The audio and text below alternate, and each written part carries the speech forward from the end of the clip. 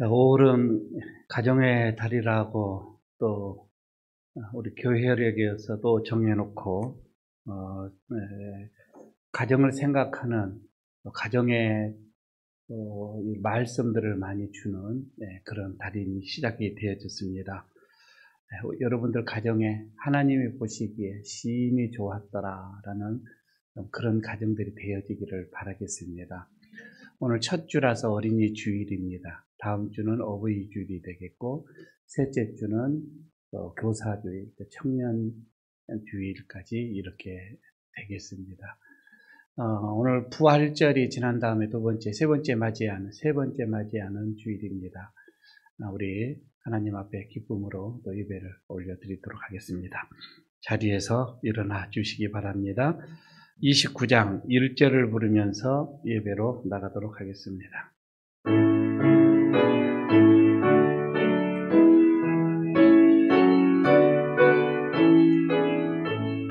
성도여 다 함께 할렐루야 하매 주 찬양하여라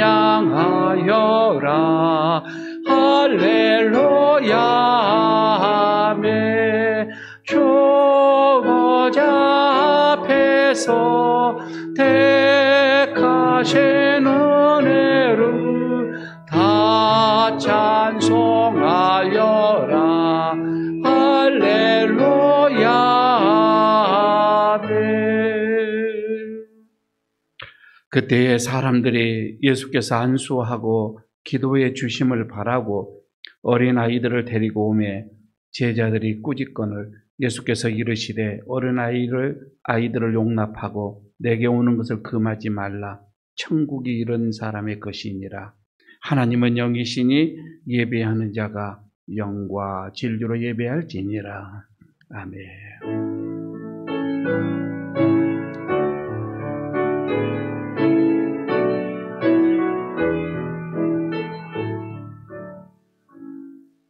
영의 아버지가 되시는 성부 하나님, 5월을 시작하는 첫날, 첫 주일에 저희가 새싹과 같이 깨끗하고 순결한 마음을 가지고 성전을 찾아왔습니다. 5월 가정의 달을 시작하며 우리에게 화목하고 복된 가정을 주신 것에 감사를 드립니다. 아름다운 신앙의 유산을 물려주신 믿음의 부모를 만나게 하시고 한 상에 둘러앉아 함께 기도하며 찬송할 형제와 자매를 허락하여 주시고 또한 우리가 가진 믿음의 유업을 이어갈 귀한 자녀를 주신 것에 감사를 드립니다. 우리의 중심에 이 모든 감사를 간직하고 어린 아이처럼 낮고 겸손한 마음으로 드리는 예배를 받아 주시옵소서. 예수님 이름으로 기원하옵나이다. 아멘. 이 시간에 하나님 앞에 우리의 고백의 기도를 드리는 시간을 갖도록 합니다. 무엇보다도 우리의 자녀들을 생각하면서 자녀들에게 하나님의 말씀, 하나님의 법, 하나님의 이 믿음을 우리가 심어주지 못한 것에 대해서 위한 시간, 우리가 하나님 앞에 고백하는 시간을 갖도록 하겠습니다. 자녀들에게 하나님의 은혜를 내려달라고 기도하십시다. 함께 묵상으로 기도합니다. 아버지 하나님, 아버지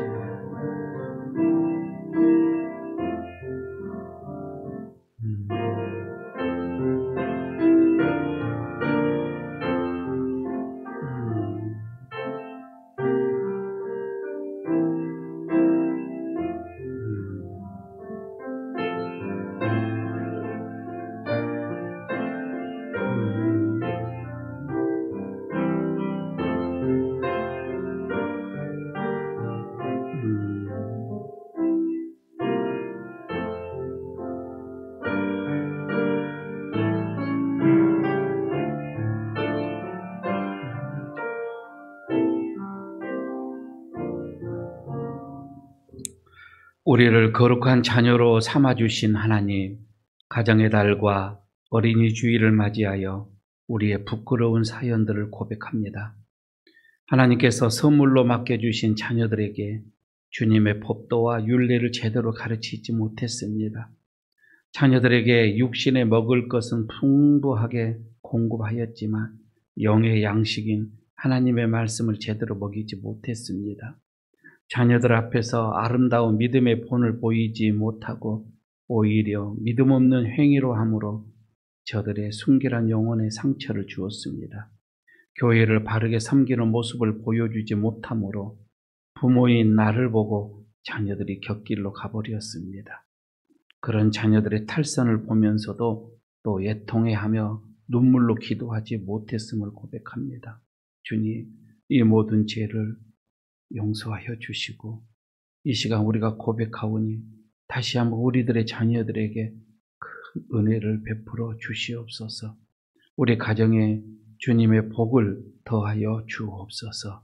예수님의 이름으로 이 고백에 기도를 드립니다. 아멘. 작은 자야 안심하라. 내 죄사함을 받았느니라. 아멘. 사도신경으로 우리의 신앙을 고백하겠습니다. 나는 전능하신 아버지 하나님, 천지의 창조주를 믿습니다.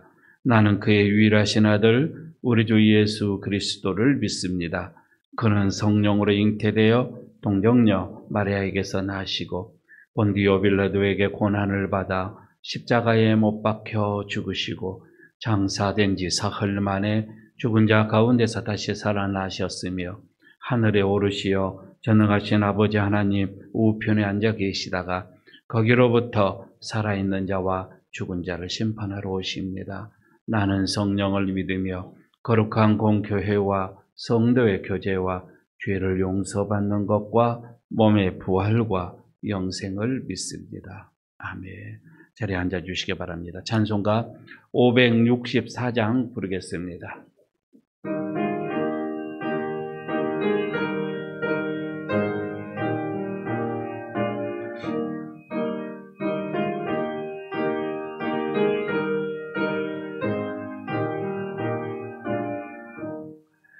예수께서 오실 때에 그 귀중한 법에 하나라도 남김없이 다 찾으시리.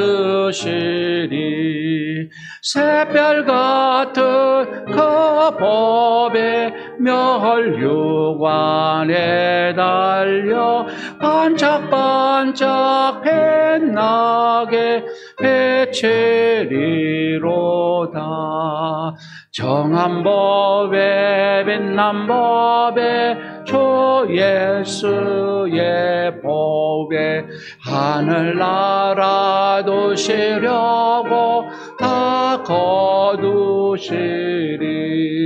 새별 같은 그 법에 멸류관에 달려 반짝반짝 빛나게 해치리로다.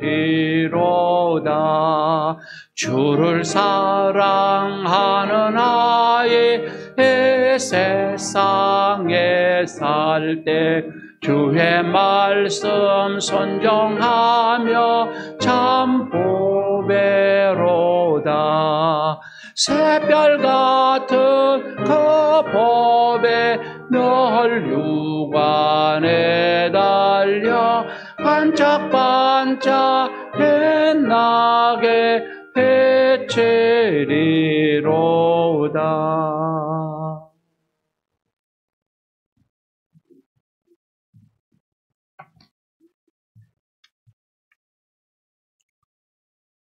언제나 우리들을 은혜와 사랑으로 이끄시는 하나님 아버지, 오늘도 복된 주일 주님 전에 나와서 원망과 정성으로 드리는 예배를 받아주시고 한없는 은혜로 채워주시옵소서. 계절의 여왕 푸르름이 되어가는 녹색의 계절 올해의 첫날입니다. 우리의 믿음이, 우리의 가정이 주 안에서 늘 평안하며 건강하고 주님 주시는 은혜에 감사하며 기쁜 마음으로 찬양하기를 원합니다. 오랜 가정의 달 주님 안에서 서로 사랑하며 사는 가정을 주신 하나님의 은총을 감사드립니다. 먼저 하나님 보시기에 우리들의 가정이 아름다운 가정이 되게 하시고 화목하고 단란한 가정을 이루어 이웃에게 본이 되게 하옵소서. 아브라함의 가정과 같이 말씀에 순종하는 믿음의 가정이 되도록 인도하여 주시옵소서. 하나님, 우리의 생활 가운데 일일이 간섭하시고 함께하여 주시옵소서.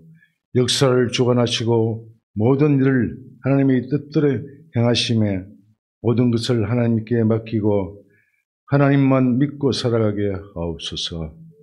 이 시간 나라를 위해 기도합니다. 정치 안정과 더불어 경제가 회복되기를 원합니다.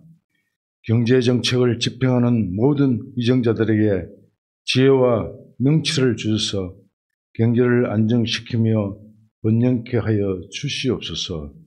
하나님, 또 이 어렵고 힘든 시기 복음 들고 세계 각국에서 사역하는 선교사님, 그들의 사역과 가정 위에 성령의 기름을 부어주시고 그들의 사랑의 수고를 통하여 구원받는 영혼들이 무너지게 하옵소서. 전능하신 하나님, 그동안 우리를 괴롭히던 코로나 떠날 준비를 하는 것 같습니다. 우리의 일상과 교회의 사역들이 하나씩 회복하고 있습니다. 다음 주부터 오후 예배가 회복되며 식탁을 통해 성도의 교제가 할 수 있습니다. 모든 것이 하나님의 은혜임을 믿습니다. 우리 에일교회가 새롭게 변화되어 말씀으로 거룩해지는 교회로, 은혜가 풍성한 교회로 세워져 가기를 원합니다. 하나님, 올해는 교회의 여러 행사가 있습니다. 어린이날, 어버이날, 스승의 날, 직분자를 세우는 임직 예배 등 주님 함께하여 주셔서 은혜 가운데 마칠 수 있도록 인도하여 주시옵소서.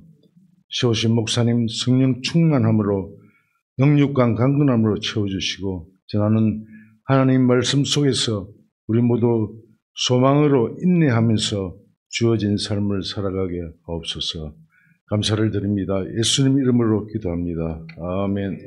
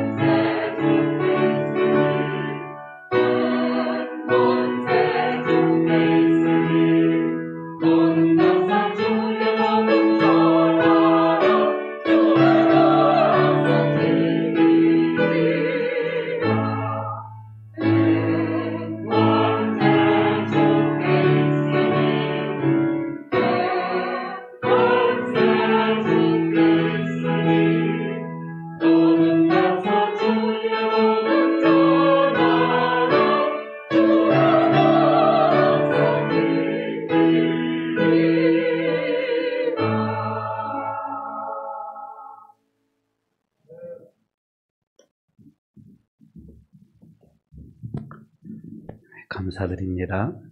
오늘 지휘자님 확진인 것 같습니다. 그래서 금요일부터 몸이 좀 이상해서 오늘 못 왔는데 지휘자가 없어도 한 번은 잘할 수는 있겠지요. 이렇게 잘하셨습니다. 빨리 지휘자님 회복하시고 다음 주에는 같이 뵙기를 원합니다. 말씀 보도록 하겠습니다. 창세기 2장 16절 17절 말씀, 그리고 4장 창세기 4장입니다. 25절 26절 두 곳을 보도록 하겠습니다. 먼저 창세기 2장 16절 17절을 읽겠습니다. 제가 읽겠습니다. 여호와 하나님이 그 사람에게 명하여 이르시되 동상 각종 나무의 열매는 내가 임으로 먹되 선악을 알게 하는 나무의 열매는 먹지 말라. 내가 먹는 날에는 반드시 죽으리라 하시니라. 아멘. 4장 창세기 4장 25절 26절입니다. 아담이 다시 자기 아내와 동침하며 그의 아들을 낳아 그의 이름을 셋이라 하였으니 이는 하나님이 내게 가인이 죽인 아벨 대신에 다른 씨를 주셨다 함이며 셋도 아들을 낳고 그의 이름을 에노스라 하였으며 그때의 사람들이 비로소 여호와의 이름을 불렀더라. 아멘. 우리 옆에 있는 분들과 인사하고 말씀을 좀 듣도록 하겠습니다. 참 잘 오셨습니다. 인사 한번 하시기 바랍니다. 한 번 더 하겠습니다. 주님의 은혜가 성도님의 가정에 넘치기를 축복합니다. 인사하시기 바랍니다. 네.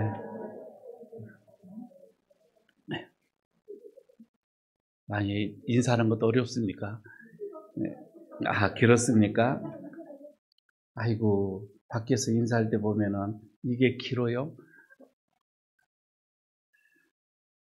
세상에서 내 마음대로 참 안 되는 게 많죠.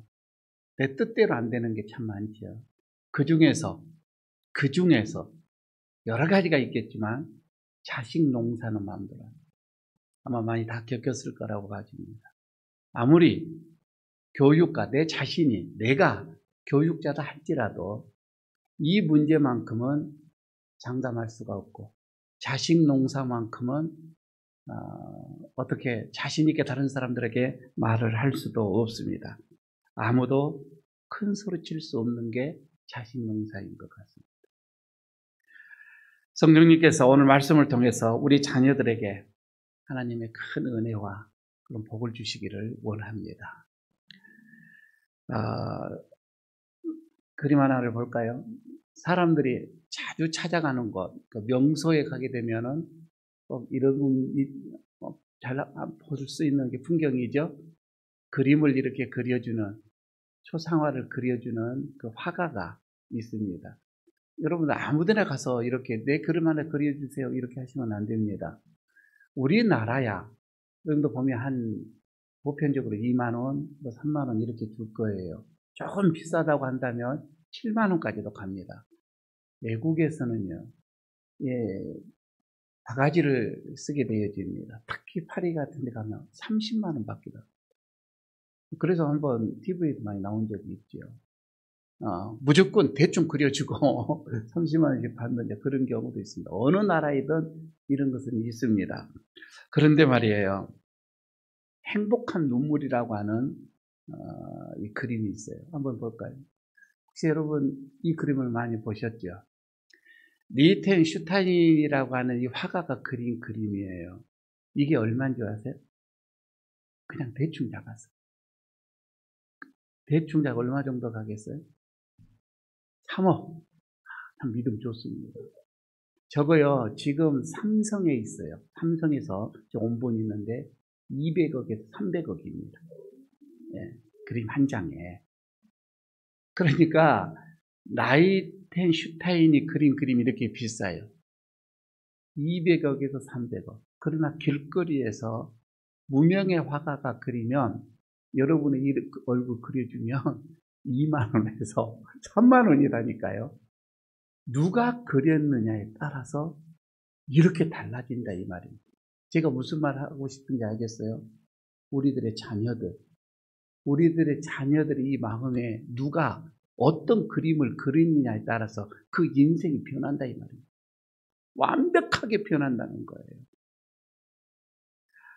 오늘 본문을 통해서 하나님의 이 창조의 원리를 중심으로 부모가 자녀들의 마음속에 그려줘야 할 세 가지 그림이 있습니다. 오늘 이것을 본문에서 말씀을 하는데 이 말씀을 가지고 내가 자녀들에게 이런 그림을 그려야 되겠다. 어린 자녀를 두고 있는 이 부모님들은 꼭 명심을 해주시고, 그러나 자녀들이 다 컸다면 손주들에게만큼은 내가 이런 그림을 그려야 되겠다, 이런 마음을 가져주셔야 되고, 그렇지 않으면 이런 그림을 끊임없이 기도를 하시기를 바랍니다. 첫 번째는 가치 있는 존재로 그려줘야 합니다. 이게 무슨 말인가니, 오늘 본문에서 제가 나오지만 여러분, 에덴 동산에서 죄를 짓고 쫓겨났던 아담과 하와, 이것을 먼저 우리가 보게 되어집니다. 에덴 동편에서 아이를 낳습니다. 누구죠? 가인입니다. 가인을 낳게 되지요. 그런데 가인을 낳고 창세기 4장 1절에서는 이렇게 얘기를 해요. 여호와로 말미암아 내가 득남하였다. 비록 죄를 짓고 에덴 동산에서 쫓겨났지만 그러나 하나님의 은혜로 하나님이 우리에게 이렇게 아들을 주셨다. 이렇게 은혜를 고백을 합니다. 그런데 가인이 자기 동생 두 번째 이 아들 아벨을 죽이죠. 그리고 세 번째 아이 셋을 낳습니다. 다시 이 아담과 하와가 동침을 하며 생명을 줘서 그 낳은 셋이라고 했거든요. 그러면서 이름을 셋이라 이렇게 부르고 짓고서 하는 말씀이 창세기 4장 25절입니다. 하나님께서 아벨 대신에 주신 다른 씨라고 얘기를 합니다. 다시 말해서 하나님께서 다른 선물을 또 주셨다. 이렇게 고백을 해요.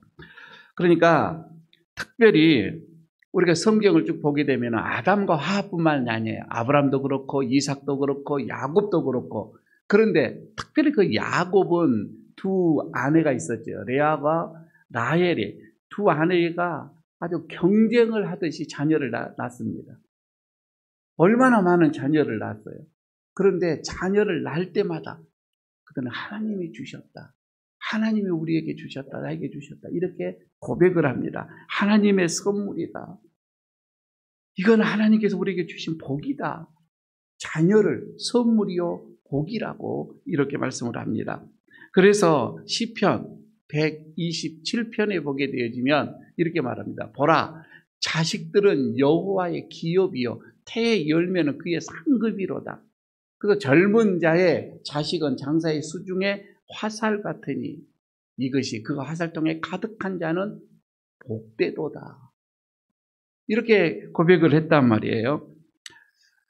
실제로 이렇게 마음을 먹고 자녀를 키우는 사람이 우리나라에도 있었습니다. 아주 자녀를 훌륭하게 키웠지요. 아들을 하나를 어떻게 낳는데 이 아들이 그냥 하라는 공부는 안 하고 학교에 다닐 때 춤추고 놉니다. 그런데 춤추고 노니까 아이들에게 인기는 있는데 성적이 아주 바닥을 기고 있는 거예요. 보다 못해서 중학교 3학년 때 유학을 보내버립니다. 여기서는 도저히 안 되겠다 생각을 했는가 보죠. 유학을 보냈는데 거기에서 첫 번째 시험을 봤는데 기가 막히게 점수가 빵점이 나왔어요. 그때부터 교수나 그 선생님이나 친구들은 전응하라고 얘를 이렇게 지명을 했어요. 전응. 그리고 왕따를 시킨 거예요. 아니 어떻게 빵점이 뭐냐. 그런데 이 친구가 그렇게 사람들로부터 왕따를 당하니까, 친구들로부터 왕따를 당하니까 자연히 그 하나님을 찾기 시작을 합니다. 신앙을 어떻게 해서든지 신앙을 생각을 하면서 그 속에 숨겨져 있는 뭔가 그때 나오기 시작을 해요. 그래서 하나님 앞에 열심히 기도를 합니다. 기도를 하면서 공부를 그때부터 시작을 하는데, 와, 공부가 놀랍도록 됩니다. 고등학교 때 완벽하게 공부를 회복을 하고는 대학교, 그 유명한 대학에 장학생으로 들어가게 됩니다. 그리고 그가 책 한 권을 써요.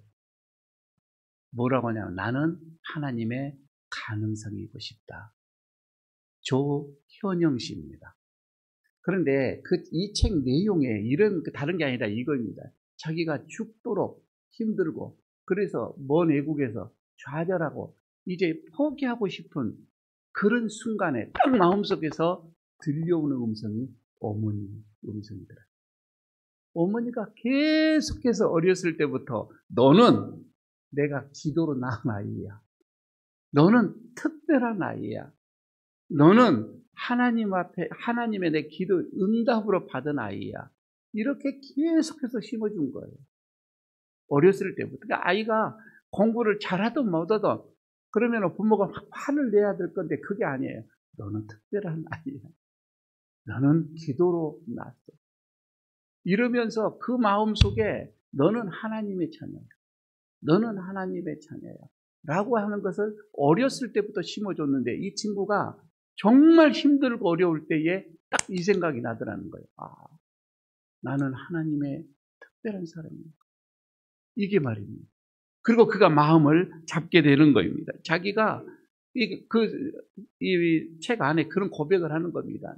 내가 힘들고 어렵게 생을 포기하고 싶을 때 나에게 힘을 줬던 것은 그 어머니의 말씀입니다. 내 속에 자리 잡은, 그래서 다시 내가 일어나고 싶은 용기가 생기더라. 이렇게 얘기를 고백을 하고 있었습니다. 여러분 그렇잖아요. 자녀가 늘 우리의 곁에 끝날 때까지, 죽을 때까지 같이 있지는 않잖아요. 언젠가는 그도 독립을 하게 되고 스스로 그가 결정을 하고 판단을 하게 되고 그가 일어서야 할 그런 시기가 있단 말이에요. 많은 어려움, 고난, 고통도 그가 맞이하게 되고 싸워야 되고, 그리고 그가 어떻게 해서 승리든 안 그러면은 그가 거기서 쓰러지든 그는 스스로가 해야 한다 이 말이에요. 여러분 그럴 때 이 자녀들이 혼자 결정을 하고 혼자 또 뭔가 용기를 내고 얻을 수 있는 그 힘이 어디가 있냐 이런 거. 마음속에 힘을 줘야 하는 거. 믿음을 심어줘야 되고 확신을 심어줘야 되고 말씀을 심어줘야 되는데 여러분 그것이 없으면은, 그러니까 이 어린아이가 언젠가는 커서 스스로 이제 행동을 할 때가 문제가 된다는 거예요. 그래서 여러분 혼자서 결단하고 일어설 수 있도록 너는 하나님의 존귀한 자녀예요. 너는 하나님이 함께하고 있어. 너는 하나님이 꼭 붙들고 있어. 힘들고 어려울 때마다 하나님께 기도해. 이런 것들을 보여줘야 돼요. 여러분 그랬을 때 얘가 위기에 속에 있을 때, 처해 있을 때 용기를 얻고 다시금 일어설 수가 있다라고 하는 것이지요. 여러분 그러기 위해서 자녀에게 이런 믿음을 심어주기 위해서는 먼저 부모의 내가 그런 확신을 가져야 됩니다. 이 아이는 하나님의 자녀다. 하나님이 나에게 주신 선물이다. 내 것이 아닌 하나님의 자녀다. 여러분 이런 확신이 있어야 된다 이 말이에요. 두 번째는 자녀의 이 마음속에 삶에 이런 규칙을 심어줘야 됩니다. 뭔가 정확한 규칙이 마음속에 있어야 된다고 하는 것. 여러분 요즘에 얼마나 지금 시대가 혼돈의 시대입니까?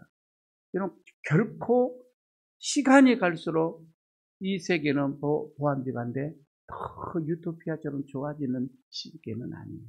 갈수록 힘들어질 거예요. 어르신네들 우리 옛날하고 보십시오. 물론 물질적인 것은 좀 풍부하다 하지만 더 경쟁적이고 더 삶이 힘들어지는 것은 팍팍한 것은 사실이잖아요. 앞으로도 더 할 거예요. 그런데 여러분 이렇게 이 세계도요, 그런 어려움 속에서도 국가와 국가 간에 어떤 나라 안에서도 어떤 규칙이 있고 뭔가 정해놓은 것이 있기 때문에 이만큼이라도 온 거예요. 만약에 이것이 없으면 나라는 한순간에 망하게 될 것입니다. 무너지게 된다고 하는 것이지요. 마찬가지입니다. 자녀의 이 내면에 뭔가 삶의 규칙이 있어요. 만약 이 삶의 규칙이 자녀들에게 없다고 한다면 세상 풍조에 따라서 그냥 흘러가 버립니다.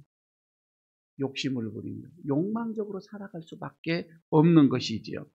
하나님께서 전하잖아요. 우리 인간을 딱 만들어 놓고 창조를 하고서 가장 먼저 하는 게 삶의 규칙을 하는 딱 정의예요.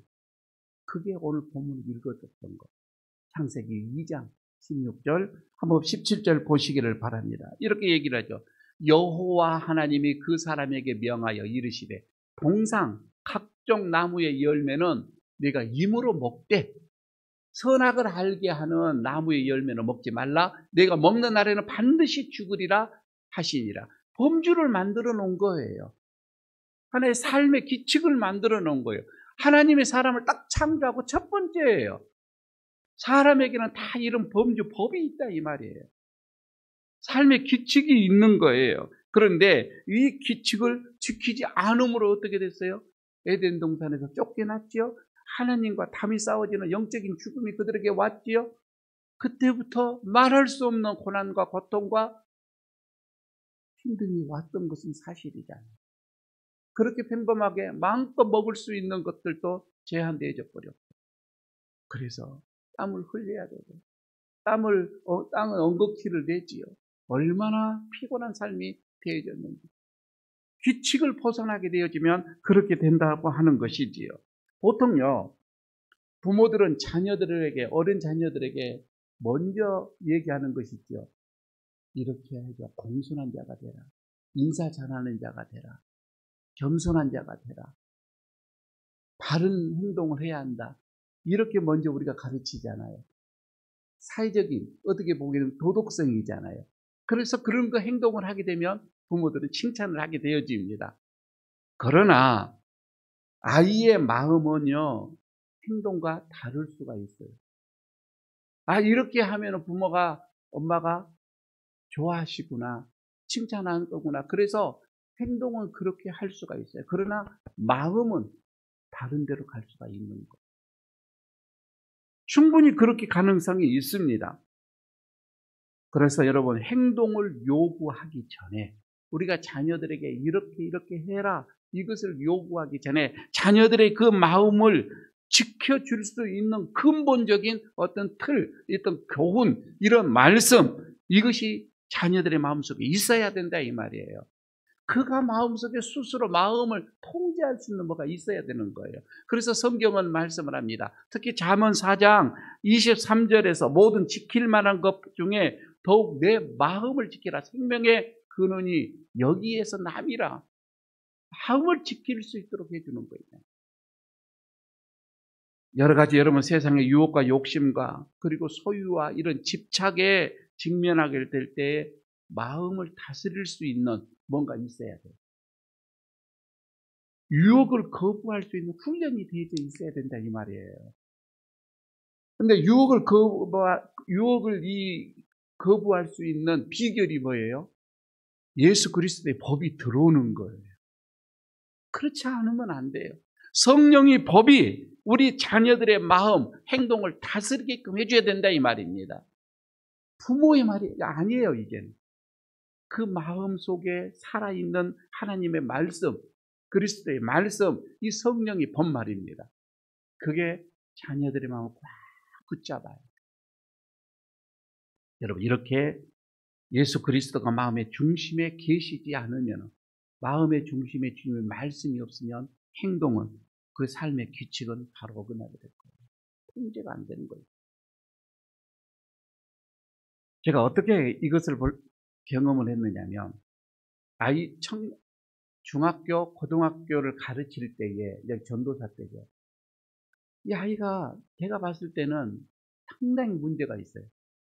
그리고 실제적으로 그 문제에 어떤 자기들끼리 모여가지고 어떤 허름한 건물에서 술 마시고 중학생 때 담배 피고 이런 것을 내가 눈으로 똑똑히 봤어요. 그리고 제 부모를 부릅니다. 집사님 그 애가 말이에요. 담배 피는 거 알고 있어요. 전도사님 그런 소리 하지 마세요. 우리 아이는 절대 그러지 않습니다. 아주 딱 때려서 얘기하는 거예요. 아이는 부모 앞에서는 그렇게 착한 아이처럼 행동을 해요. 앞에 보이는 데서는. 그러나 나오면 그렇지 않는다니까요. 마음을 다스릴 수 있도록 해줘야 돼요. 스스로. 그게 삶의 기칙이다 말이에요. 그런데 여기서 중요한 한 가지가 있습니다. 말로만 자녀들에게 변화를 요구하도록 말로만 해서는 안 돼요. 우리의 부모의 삶이 실제적으로 그렇게 되져야 되는 거예요. 그래서 신명기 6장 6절 7절에 보게 되어지면 이런 말씀이 있습니다. 오늘 내가 네게 명하는, 여러분 여기서 말이에요. 오늘 내가 네게 명하는 이 말씀을 너는 마음에 새기고, 너는 마음에 새겨라 이 말입니다. 너는 이게 누구냐면 부모를 말하고 있는 거예요. 부모가 먼저 이 말씀을 마음에 새기고, 그래서 그 다음에 내 자녀들에게 부지런히 가르치며 집에 앉아 있을 때든지 길을 갈 때든지 누워 있을 때든지 일어날 때든지 이 말씀을 강론할 것이며, 먼저요 부모가 하나님의 말씀을 받아야 해요. 너는 이 말씀을, 이 말이잖아요. 말씀을 새겨야 한다. 그래서 자녀에게 올바른 그림을 그려주려고 하면, 자녀의 마음속에 정말 반듯한 그림을 그려주려고 하면 부모 자신이 먼저 하나님의 말씀의 법도 앞에 부모가 먼저 그렇게 살아야 된다. 그렇지 않고서는 안 됩니다. 이런 삶의 모습을 보여줘야 되는 거예요. 여러분, 부모가 하나님 앞에서 어떤 힘든 일이 있어도 주의를 꼿꼿하게 지키는 그 모습이 보여줘야 돼요. 정말 힘들고 어려울 때 막막한 상황 속에서 절망하고, 그래서 그냥 뭐 마음대로 되라, 술 먹고가 아니라 그 어려운 상황에서도 흔들리지 않고 기도하는 모습을 보여줘야 합니다. 평안할 때에 말씀 속에서 그 말씀이 하나님의 은혜입니다. 이것을 보여줘야 합니다. 그러니까 삶 속에서 아이들이 부모의 이런 삶의 모습을 보고서 자녀들의 마음에 그림이 그려져 가고 있는 거예요. 부모의 모습을 보고 그려진다고 하는 것이지요.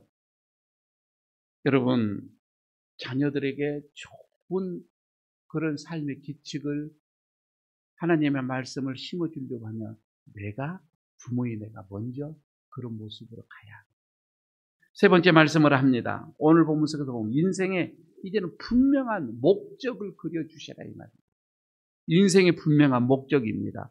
오늘 창세기 이제 이 뒤편입니다. 4장 26절 여기서 보면 이 말씀이 나오잖아요. 셋도 이제 아들을 낳습니다. 그래서 그 셋이 그 아들의 이름을 에노스라 이렇게 하였다고 했죠. 그때 사람들이 비로소 여호와의 이름을 불렀더라. 이런 말씀이 나옵니다. 에노스, 여러분 이 자녀의 이름을 지어줬을 때 비로소 사람들이 여호와의 이름을 불렀다. 이런 큰 의미가 있습니다. 이게 뭐냐면은 에노스라고 하는 이 단어 말입니다. 이 단어는 보통 명사로 쓰일 때는 죽을 수밖에 없는 존재, 그런 뜻을 가지고 있어요.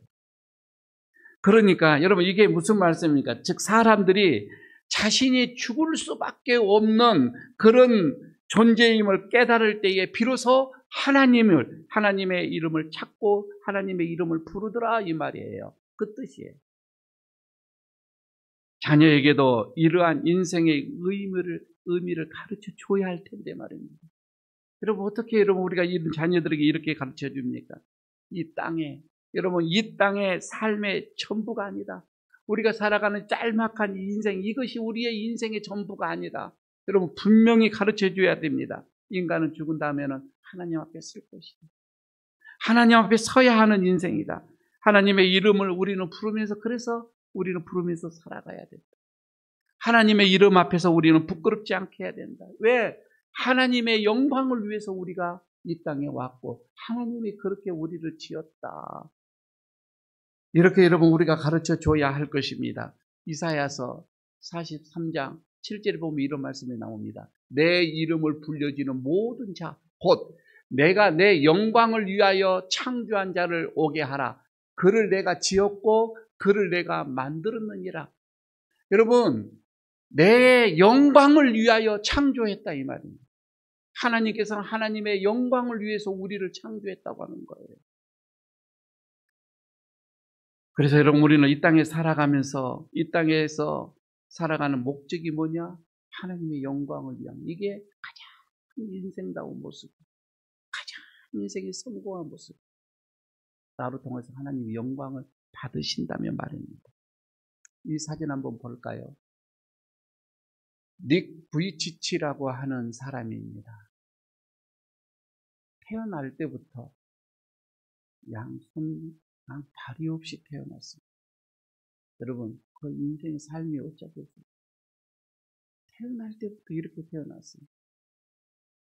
살고 싶어하는 마음이 있겠어요? 여러분이 뭐지 하겠어요? 이 친구요, 8살 때부터 자살을 시도하시죠. 죽으려고 마음이에요. 그리고 실제적으로 10살 때 자기가 어느 욕탕 물통에 담궈버립니다. 이 몸을. 죽으려고 말이에요. 얼마 친구가 어디 있겠어요? 얼마나 사람들이 자기를 볼 때에 징그럽게 보겠어요? 사람들이 자기를 보면 다 피해버립니다. 살아갈 의미를 그는 찾지를 못했습니다. 그래서 그는 죽고자 3번을 계획을 했습니다. 그런데 그때마다 자살 직전에 자기가 돌이킬 수 있었던 게 부모의 교훈이었습니다. 그 아버지가 목사예요. 그 아버지가 목사였는데 끊임없이 얘기를 합니다. 너는 하나님 앞에 특별한 존재, 하나님이 너를 특별하게 만들어 주셨어. 너는 하나님의 특별한 목적을 가지고 이 땅에 태어난 거야. 그러면서 끊임없이 너는 특별한 존재, 너는 하나님 앞에 귀한 존재, 너는 하나님 앞에 특별한 일을 하게 될 거야 라고 하면서 계속적으로 아들에게 희망을 주고 소망을 줍니다. 어떠한 일이 있어도 좌절해서는 안 돼. 왜? 하나님이 너를 특별하게 만들었으니까. 진짜 특별하게 만든 거이죠? 기가 막히게 그렇게 자녀들 어렸을 때부터 계속해서 이렇게 그의 격려를 하면서 그의 마음속에 하나님의 사랑, 하나님의 계획까지, 하나님의 그 뜻, 이것을 심어줍니다. 그런데요, 이 친구가 요한복음 9장을 읽으면서 확 뒤집어지고, 요한복음 9장에 뭐가 나오냐면은 날 때부터 소경된 자가 나옵니다. 그 옆에 있는 사람이 예수님께 얘기합니다.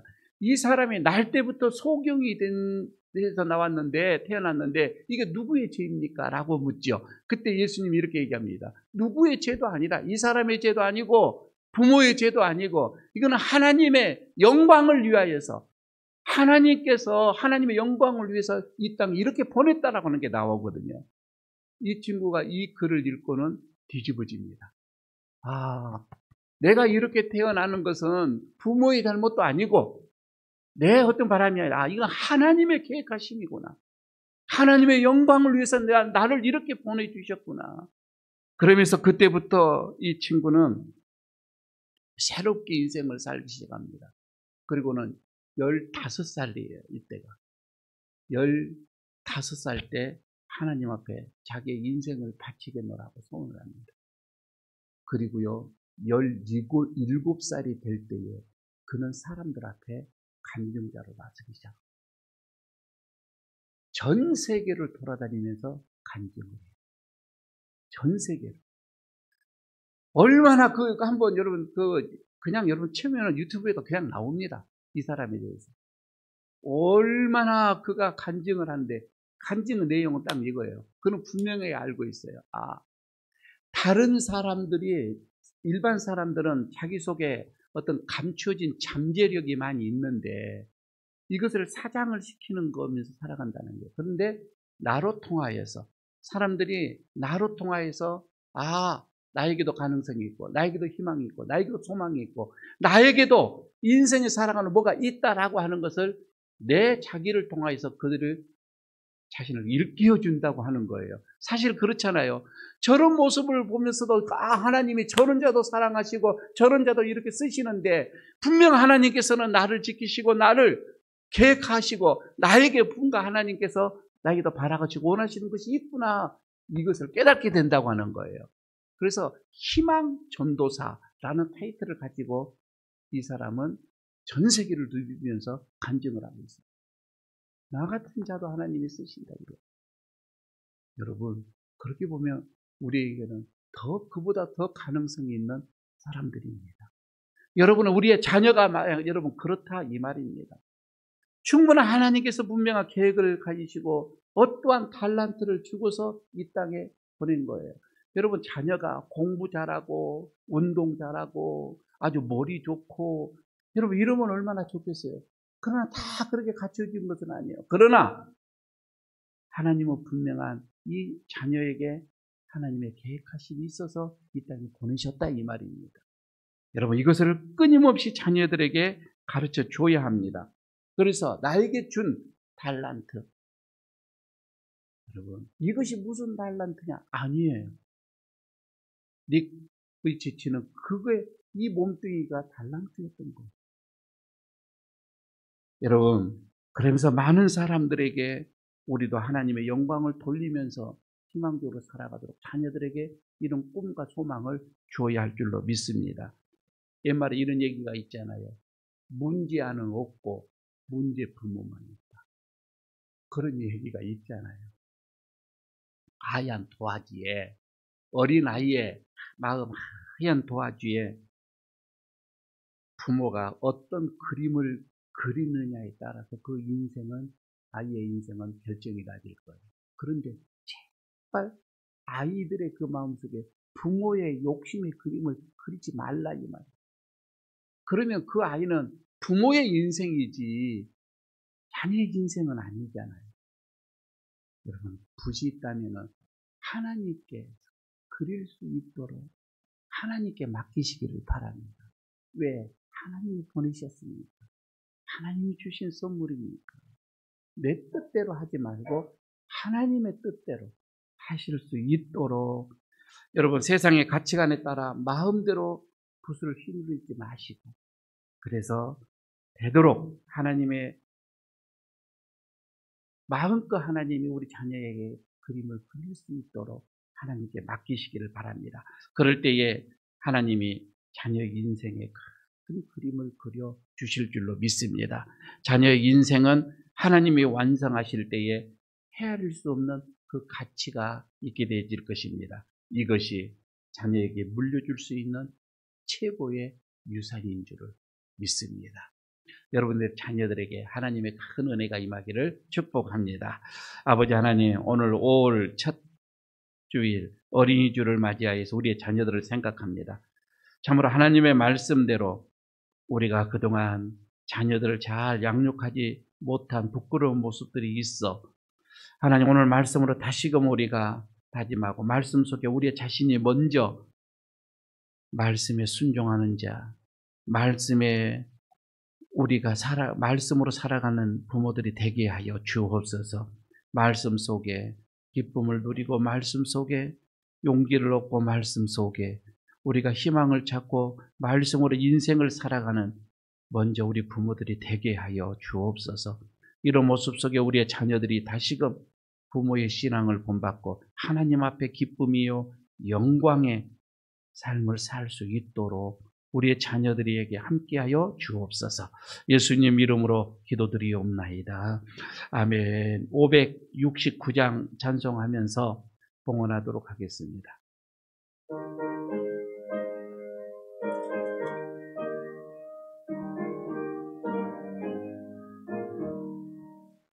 선한 목자 되신 우리 주 항상 인도하시고 푸른 풀밭 좋은 곳에서 우리 먹여주소서. 선한 목자 구세주여 항상 인도하소서. 선한 목자 구세주여 항상 인도하소서.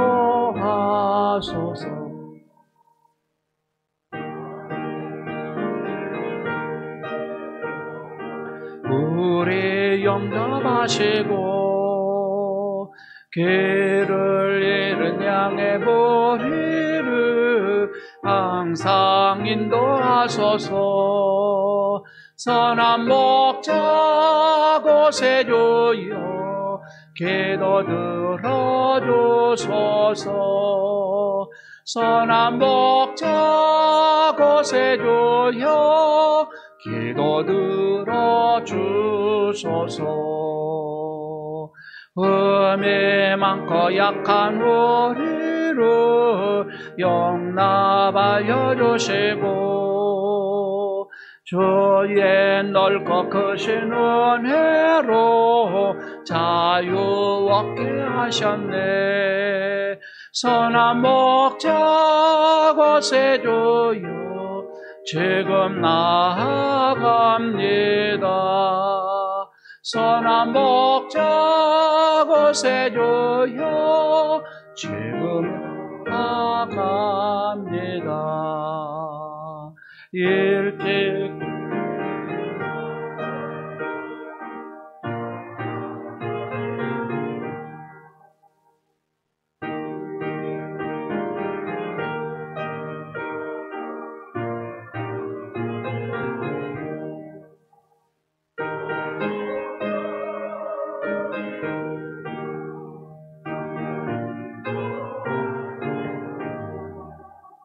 선한 목자 곳에 주여 항상 인도하소서.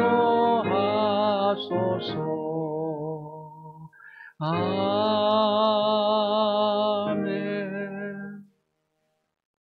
아버지 하나님, 오늘 어린이 주일 맞이하여서 또 주님께서 우리에게 주시는 말씀, 우리의 자녀들을 다시 한번 생각하게 하시고 기도할 수 있는 은혜를 주셔서 감사를 드립니다. 말씀을 듣고 순서에 따라 준비한 예물을 주님 앞에 봉헌합니다. 드리오는 자들 그 손길을 기억하시고 그 정성을 받아주시기를 원합니다.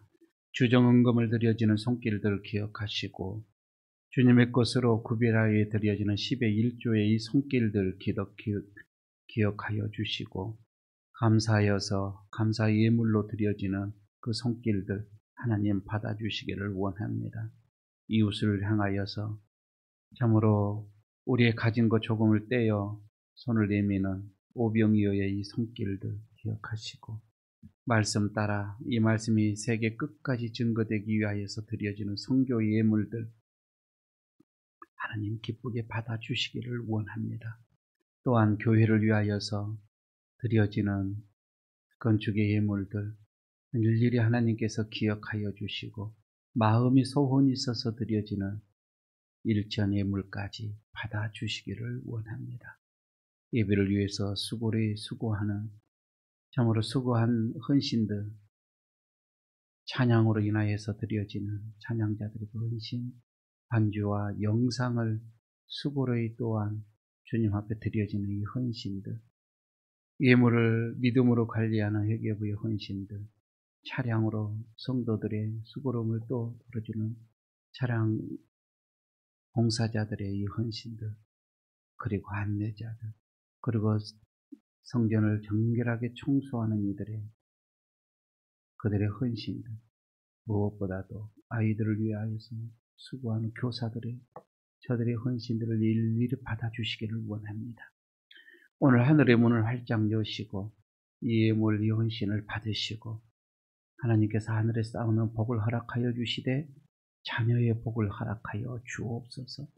자녀들이 하나님 앞에 잘 흘려지는 은혜를 허락하여 주옵소서. 하나님 앞에 믿음으로 견고하게 쓰는 자녀들 되게 하여 주옵소서. 아직까지 하나님을 영접하지 못한 자녀들이 있고 돌아선 자녀들이 많이 있는데 주여 그들이 다시금 하나님 앞으로 돌아오는 은혜가 있게 하여 주옵소서. 어린 자녀들의 마음속에 하나님의 아름다운 그림이 그려져 가게 하시고 일평생 하나님의 말씀에 붙들려 살아가는 우리의 자녀들 되게 하여 주시옵소서. 우리의 기도가 우리의 또한 말씀의 생활이 하나님 앞에 견고하게 쓰도록 성령의 은혜를 허락하여 주시옵소서. 우리 주 예수 그리스도의 이름으로 축복하옵고 기도하옵나이다. 아멘. 자리에 일어서 주시기 바랍니다. 자, 위탁의 말씀 드리도록 하겠습니다. 하나님께서 맡겨주신 자녀를 하나님이 기뻐하시는 자녀로 양육하시기를 축복합니다.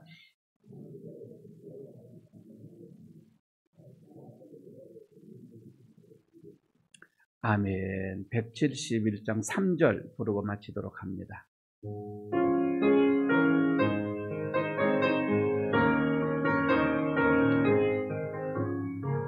선한 싸움 다 마친 후에 우리 주님 배우리라. 사망 권세 다 물리치고 주님의 다스리니 영광 넘치네. 살아계신 주 나의 참된 소망 두려움이 사라지네. 사랑의 주 내 갈 길 너니 내 모든 삶의 기쁨 늘 충만하네.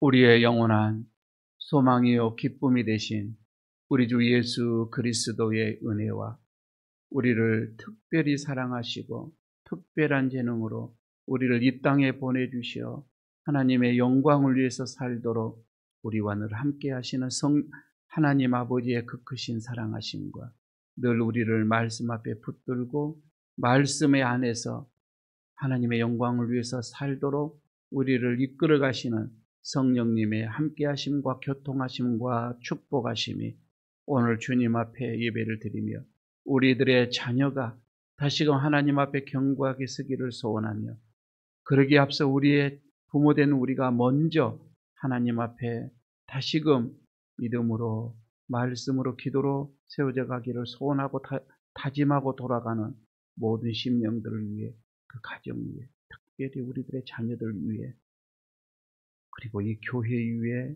이 나라 이 민족 위에까지 영원토록 함께 하시기를 간절히 축원하옵나이다. 아멘.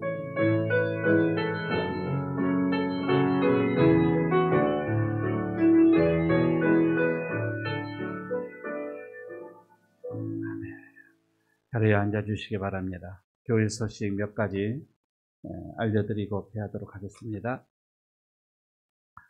자, 우리 옆에 있는 분들과 교제 인사 한번 나누도록 하겠습니다. 이렇게 하십시다. 하나님의 가능이고 싶습니다. 한번 해보시기 바랍니다. 하나님의 가능이고 싶습니다. 여러분, 우리가 진짜 하나님의 모습으로 한번 살아가시면 우리들의 자녀들의 모습도 그렇게 따라올 줄로 믿습니다. 여러분들의 자녀들 하나님 앞에 견고하게 쓰기를 바라겠습니다. 자, 오늘 어린이 주일이고 다음 주일은 어버이 주일입니다. 어버이 주일 하면 교회에서 늘 드려지는 것이 있죠. 카네이션. 옛날에는 여기에 종이를 만들어서 붙였다가 그 다음에 조금 지나니까 생화를 하나 꽂았다가 그 다음에 좀 지나니까 조그마한 화분 하나를 드렸다가 이제 한번 이것도 싫대. 귀찮대요. 집에 가면 꽃도 많고. 그래서 다음 주일 날은 작은 선물을 하나를 준비를 하겠습니다. 선물. 우리 어버이들 그냥 작은 선물을 드리도록 이렇게 행사부에서 준비하도록 하겠습니다. 자, 다음 주부터는 기다리는 교회밥을 먹게 되겠습니다. 얼마나 교회밥을, 근데 요즘에도 간혹 주일학교 지나면 목사님 식사하십시다 하고 식당에 가자고 하는데 사실 저는 안 가고 싶어요. 그래서 안 간다고 많이 하거든요. 그냥 굶습니다. 왜? 교회밥이 먹고 싶지. 네. 그래서 다음 주부터는 교회밥이 되겠습니다. 만나보가 조금 힘드시더라도 이렇게 기다리는 성도들이 많으니 기쁨으로 교회밥 잘 좀 해주시기를 바랍니다. 그러면 교회밥을 드시면 그냥 드시고 가시지 마시고 예배가 2시부터 시작이 됩니다. 근데 이번부터는 11시 예배 드려서 말씀 한 25분에 30분 듣고 다시 밥 먹고 또 말씀 또 20분 30분 듣고 헤어지고 이런 것보다 좀 오후에는 좀 재밌고 조금 특별한 예배를 좀 이렇게 드리도록 좀 하겠습니다. 그래서 다음 주 둘째 주에는 주사랑 선교단에서 선교단 단장님 잘 오셨죠? 준비에 그동안 얼마나 갈고 연습을 해놨습니까? 얼마나 기도로 준비했습니까? 그거를 다음 주에 좀 같이 좀 하시기를 좀 바라겠습니다. 다음 주에는 주찬양 선교단의 인도 아래 오후 예배가 드려지도록 하겠습니다. 그리고 셋째 주에는 셀 나눔으로, 그러니까 찬양하고 잠깐 한 5분 말씀드리고 셀별로, 이번에는 셀이 목장이 아니고 셀별로 모여서 제가 이렇게 드리도록 하겠습니다. 진행하는 거는. 그렇게 해서 셀별로 모여서 진행을 오후 예배 드렸으면 좋겠습니다. 네 번째 주일은 임직식이 있는데 목장별 모임을 갖도록 하겠습니다. 식사하시고 목장별로 식사하시고 목장별로 모였다가 임직의식까지 하도록 하겠습니다. 다섯째 주일은 기관 모임입니다. 기관별로 모여서 오후 예배를 만들어 가도록 하겠습니다. 이렇게 해서 5월 달에는 이렇게 하시고 6월 달부터는 정상적으로 또 이렇게 헌신 예배도 들어오고 여러 가지 특활적인 예배를 이렇게 하면서 지루하지 않도록 오후 예배 졸지 않도록 그렇게 하도록 하겠습니다. 기억해 주시고요. 5월도 그동안 여러분 얼마나 기다렸습니까? 오후 예배. 그런 마음으로 참여하도록 하십시다. 다음 주일 교육부 모임이 있고요. 성경 읽기 계속합니다. 이미성 권사님, 유성태 집사님 율독을, 이분은 이제 임직자들인데 일독씩 의무로 우리 이동석 집사님 율독을 해야 합니다. 예, 지금 계속 진행하고 있을 거라 봐집니다. 다른 분들도 좀 참여를 해 주시기를 바라겠습니다. 여러분 5월 달에 지금 이렇게 교회 일정 사역이 준비가 이렇게 되어져 있는데 특히 대청소도 한번 해야 할 것 같습니다. 봄을 맞이하고 또 임직식도 있고 해서 14일입니다.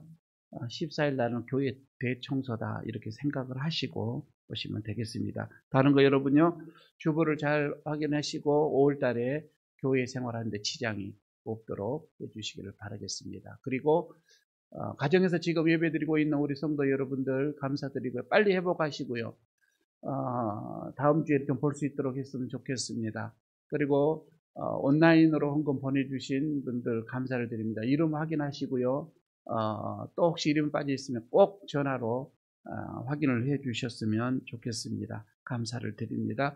오늘 예배는 이렇게 마쳤습니다. 오늘까지만 휴가하시고 다음 주부터는 정상으로 예배를 드리고 오후까지 같이 예배 드리도록 하겠습니다. 예배를 마쳤습니다.